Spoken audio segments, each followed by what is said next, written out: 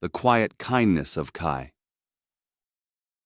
There is a kindness that can kill, a peace so profound it leaves nothing left to feel.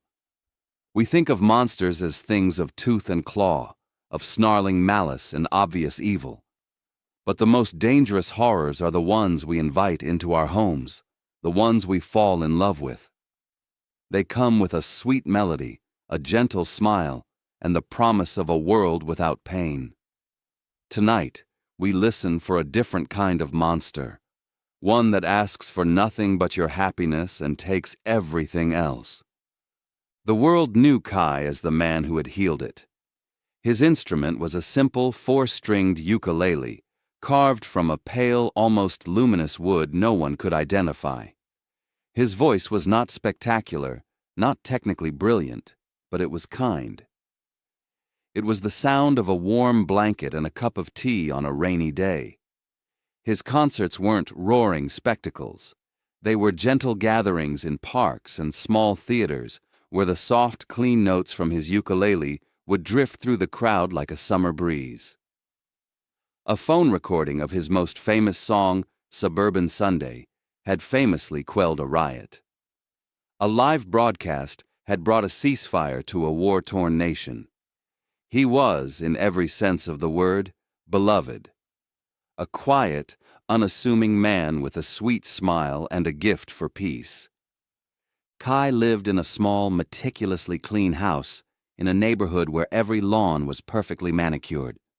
The gentle chiming of wind chimes was the only sound that ever dared to disturb the peace. Inside, the air was always still, always smelling faintly of lemon polish and old wood.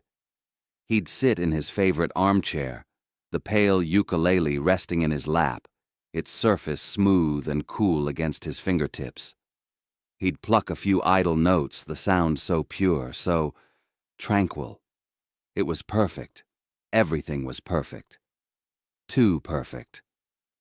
The feeling had started as a quiet hum of unease, a single discordant note in the symphony of his life. It began with the fan letters. They'd always been glowing, of course, full of stories of how his music had saved marriages, cured depressions, brought families together. But lately they had changed. The handwriting was neater, the words simpler. "Thank you for the peace, Kai," they all said, in slight variations. "I don't worry anymore. Everything is simple now. We are all so happy."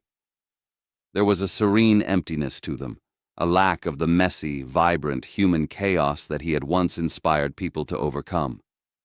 He saw it in person at a small, free concert in a local park.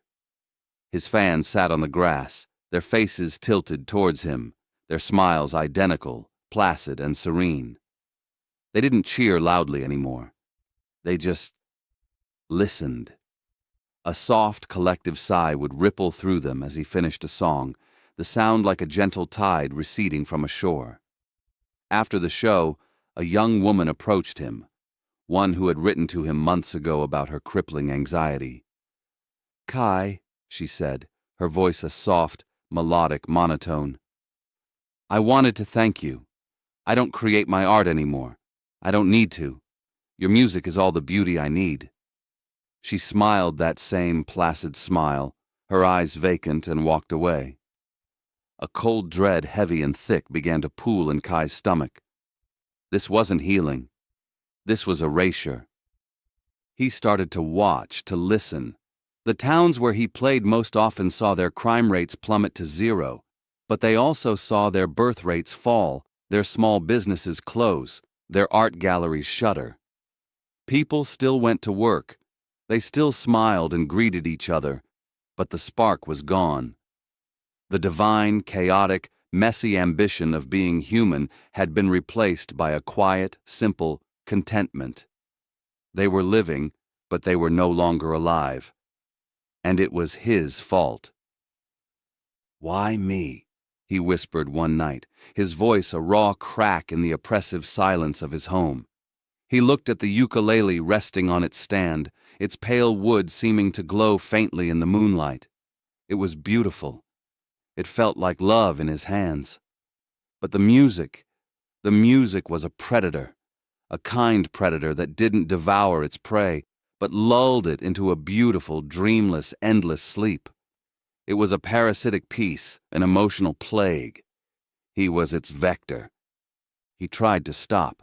He canceled his tours, refused interviews, locked the ukulele in its case. But the silence that followed was worse. A low, insistent hum began to permeate his house, a phantom chord that vibrated in his teeth and bones.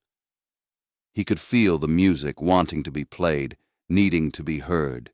It was a hunger, a sweet, cloying hunger that promised relief if he would just play. He found himself humming the melodies without realizing it, his fingers idly tracing the fretboard of an invisible instrument. The world, deprived of its fix, began to grow restless. There were pleas, then demands, then news reports of rising tension and anxiety globally. They needed his peace. They needed the song. A terrifying resolve began to form in his mind. He couldn't just hide it. He had to kill it. He announced one final performance, a global, live-streamed concert, free for all, from his home. He would play one last time, and in the middle of the song, he would smash the instrument to pieces before the entire world, breaking the spell. It was a desperate, ugly plan, but it was the only way. The night of the broadcast, he sat in his armchair, the ukulele in his lap. He could hear the low hum of billions of devices tuning in, a sound that was both a roar and a whisper in his mind. His heart hammered against his ribs, a frantic, terrified drumbeat. He took a deep, shuddering breath and placed his fingers on the strings. He would not play Suburban Sunday. He would not play any of his gentle lullabies. He would play something else, something loud, something ugly, something true. He began, forcing his fingers into a jarring, dissonant chord, a screech of protest from the strings. But then, a note beneath his frantic playing began to emerge, a single, pure, beautiful tone that swelled and blossomed, effortlessly overpowering his clumsy rebellion. The melody, his melody, poured from the instrument, not from his fingers. It was the kindest, most beautiful, most loving sound he had ever heard. It washed over him, hushing the frantic drumming of his heart, smoothing the worry from his brow. His rage, his fear, his desperate plan to save the world. It all just melted away like snow in the sun. He looked up, into the lens of the camera, a single, lonely tear tracing a path down his cheek. He could see them all in his mind's eye. Billions of faces, all tilted towards their screens, their expressions of anxiety and fear softening, slackening into that same familiar, placid smile. He was not their savior. He was their shepherd, leading them gently into a quiet, peaceful oblivion. His fingers moved on their own now, dancing on the frets, weaving the world's final lullaby. He couldn't stop. He didn't want to. A soft, contented sigh echoed through the room, then through the city, then through the world.